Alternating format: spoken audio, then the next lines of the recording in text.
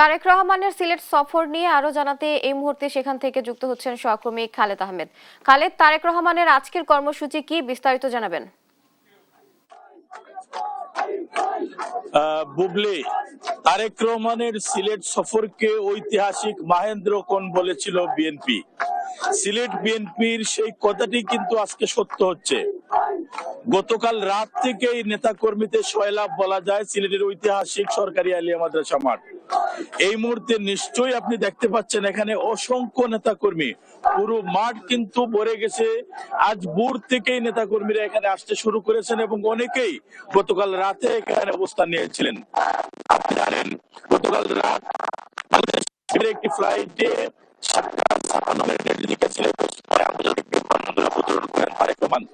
এবং সেখান থেকে তিনি সরাসরি হযরত শাহজালাল রহমতুল্লাহ আলাইহি এবং হযরত শাহফরান রহমতুল্লাহ আলাইহি এর মাজার জিয়ারতে আসেন এবং মাজার জিয়ারত শেষে তিনি সরাসরি চলে যান তার শ্বশুর বাড়ি দক্ষিণ সুরমা উপজেলার বিরাহিমপুর গ্রামে। সেখানেও বিপুল সংখ্যক নেতাকর্মী উপস্থিত ছিলেন এবং সেখানে তিনি নৈশভোজে অংশ নেন। সেই সভা তারেক রহমান বলেছেন, শুধু ডাক্তার জুবাইদা আপনাদের আত্মীয় নয়, আপনাদের আপনজন নয়, আমিও আপনাদের আপনজন, আমিও সিলেটি। এবং এর আগে কিন্তু তিনি লন্ডনে একটি সভায় বলেছিলেন তিনি নিজে হাফ সিলেটি।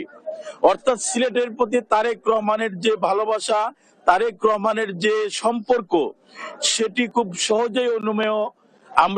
আমরা যেটি লক্ষ্য করেছি, আজকের এই নির্বাচনী সভাকে সফল করে তুলতে সিলেট বিএনপি গত 15 দিন থেকেই ব্যাপক প্রচারণা চালিয়েছিল এবং আজকের এই রাজনৈতিক নির্বাচনী জনসভায় সিলেট এবং সুনামগঞ্জ জেলার বিভিন্ন প্রার্থী, তাদের কর্মী সমর্থক এবং রাজনৈতিক দলের নেতা কর্মীরা কিন্তু উপস্থিত রয়েছেন এবং আজ সকাল 10টায় তারেক রহমান সভাস্থলে আসবেন এমনটিও আমরা জানতে পেরেছি। এখানে বিপুল সংখ্যক নেতা কর্মী আছেন। আমরা একজনের সাথে কথা বলবো। কোথা থেকে এসেছেন? আমরা সুনামগঞ্জ থেকে এসেছি। কেমন লাগছে আজকের আমাদের তারেক রহমান এই প্রথম আমরা এই দেখতে পারবো সরাসরি, আমাদের খুব আনন্দ লাগছে। জি, আপনি বলেন। আমি সুনামগঞ্জ থেকে এসেছি আজকে, সুনামগঞ্জ থেকে। ধন্যবাদ। দেখতে পাচ্ছেন আসলে আমরা আরেকটু যদি আপনাদেরকে দেখাই, এখানে কিন্তু বিভিন্ন প্রার্থী যারা রয়েছেন তাদের সমর্থকরা কিন্তু তাদের সেই প্রার্থীদের পক্ষে কিন্তু আসলে বলা যায় যে মিছিল করছেন। এক ধরনের উৎসব আসলে বলা যায়।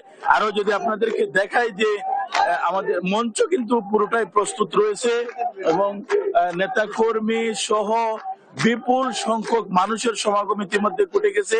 ধারণা করা হচ্ছে সকাল 10টার মধ্যে অন্তত কয়েক মানুষ, অন্তত 3 লক্ষ মানুষের হবে। আশা করা যাচ্ছে যে আসলে তাদের টার্গেটটি পূরণ হতে পারে, কারণ বিভিন্ন ইতিমধ্যে মিছিল সহকারে নেতা কর্মীরা এই সভা আসছেন। বুবলি, আপনাকে যদি বলি যে সিলেটের আজকের এই নির্বাচনী জনসভার মধ্য দিয়েই কিন্তু বিএনপি আনুষ্ঠানিক প্রচারণা শুরু করেছে এবং সিলেটের এই নির্বাচনী জনসভায় তারেক রহমান কি ঘোষণা দেন সেটি শোনার অপেক্ষায় রয়েছেন সিলেটবাসী।